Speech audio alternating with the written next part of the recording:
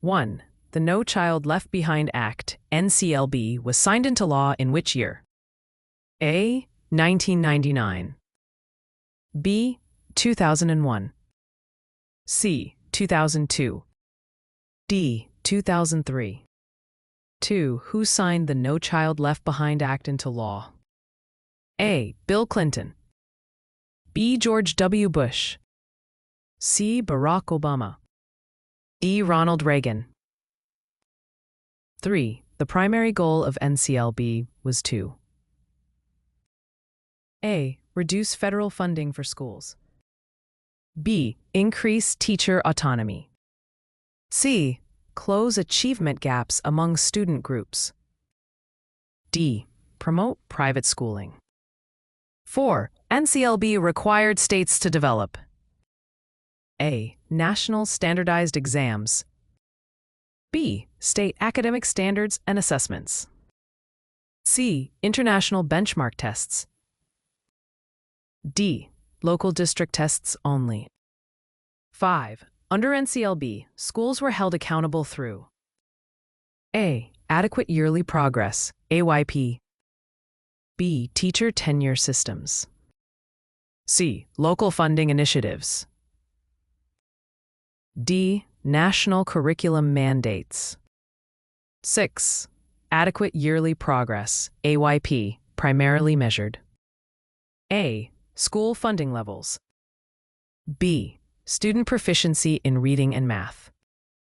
C. Teacher professional development hours. D.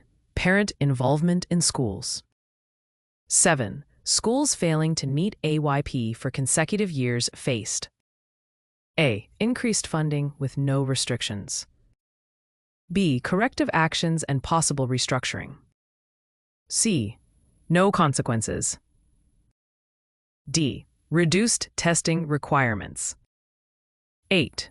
NCLB emphasized teacher quality by requiring teachers to be A. Licensed only in their state. B. Highly qualified in core academic subjects. C. Certified by local districts only. D. Enrolled in continuing education. 9.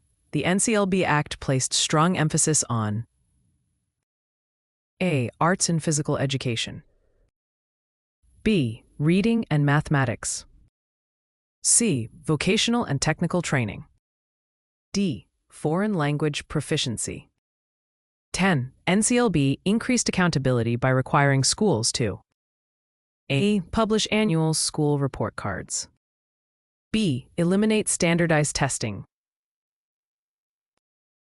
C. Focus only on local assessments. D. Remove parent-teacher conferences. 11. Which student groups were specifically tracked under NCLB to close achievement gaps? A. Athletes and non-athletes. B. Subgroups by race, income, disability, and English proficiency. C. Students by geographic region only. D. Students by extracurricular involvement. 12. A controversial aspect of NCLB was its reliance on A. Teacher-created assessments. E. Standardized testing. C. Project-based learning. D. Portfolios. 13. What was the deadline originally set by NCLB for all students to reach proficiency in reading and math? A. 2010. B. 2012. C. 2014. D. 2016. 14. Schools receiving Title I funds under NCLB that failed to meet AYP had to offer A. Free meals to all students.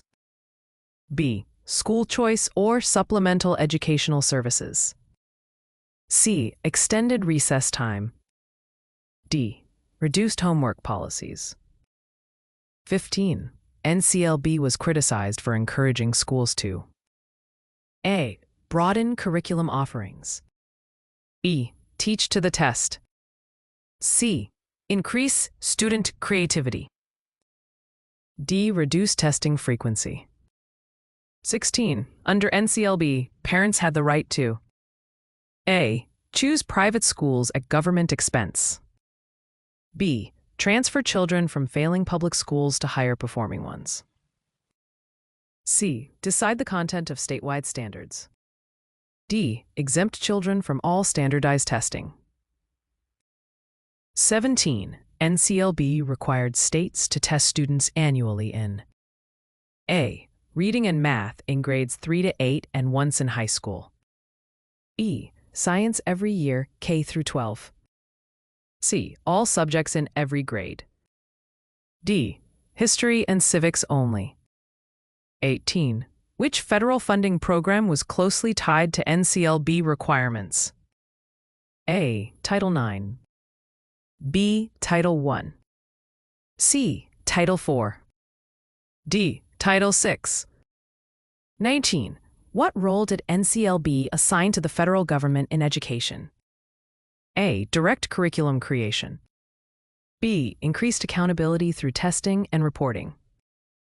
C. Teacher hiring decisions. D. District-level textbook selection. 20. Schools in need of improvement under NCLB had to implement A. Student-led governance councils. B. Corrective action or restructuring after persistent failure. C. Federalized curriculum mandates. D. Increased arts funding. 21. One criticism of NCLB was that it A. Allowed too much local control. B. Overemphasized standardized testing. C. Provided too much funding for failing schools. D. Ignored student achievement gaps. 22. The accountability system of NCLB often led to A. Increased dropout rates in higher performing schools. B. Labeling schools as failing based on test results. C. Greater emphasis on arts education. D. Federal elimination of local school boards. 23. Under NCLB, which students were included in state test reporting? A. Only students without disabilities. All students, including those with disabilities and English learners. C. Only high-performing students. D. Only students in Title I schools. 24. One positive impact of NCLB was A. Less focus on equity in education. B. Greater attention to underserved student populations. C. Elimination of standardized testing nationwide.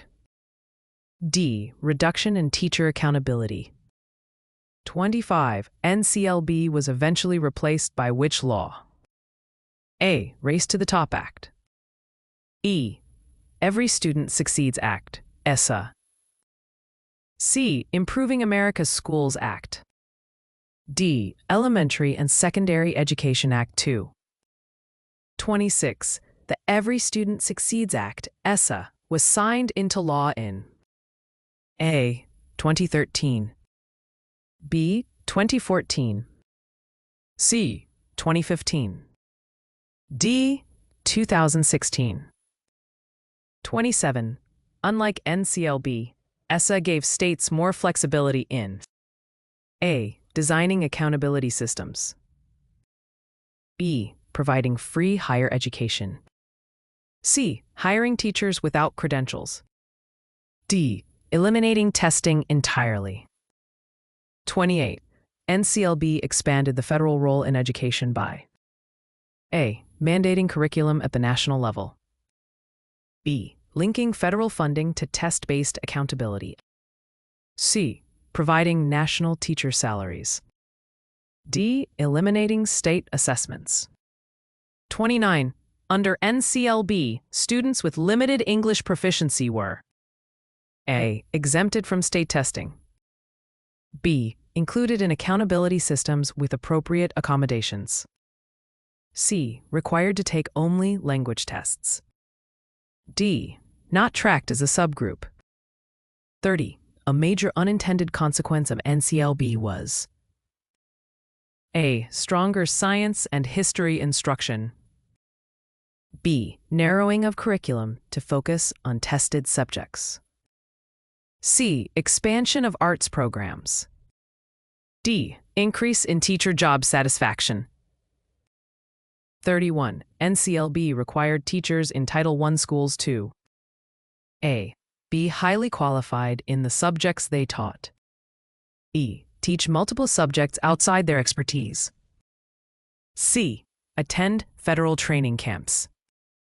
D. Receive tenure after 2 years. 32. NCLB funding increases were directed primarily toward A. Private school vouchers. B. Title I programs for disadvantaged students. C. Athletics and extracurricular activities. D. Teacher union initiatives. 33. One of the original promises of NCLB was A. To ensure all students achieved academic proficiency. E. To eliminate federal oversight in education. C. To focus only on wealthy school districts. D. To reduce school accountability. 34. Which branch of government enacted the No Child Left Behind Act? A. Executive branch. B. Judicial branch. C. Legislative branch. D. State governments. 35. NCLB was a reauthorization of which earlier law? A. Higher Education Act. B. Elementary and Secondary Education Act, ESEA. C. Civil Rights Act. D. National Defense Education Act. 36. In addition to reading and math, NCLB required states to test students in science at least A. Every year in K-12. E. Once in elementary, middle, and high school. C. Only in high school. D. Every grade level, 3 to 12. 37. One goal of NCLB's accountability provisions was to A. Reduce the federal role in education. B. Improve student outcomes through data-driven decision-making. C. Remove all state authority. D. Increase local tax revenues.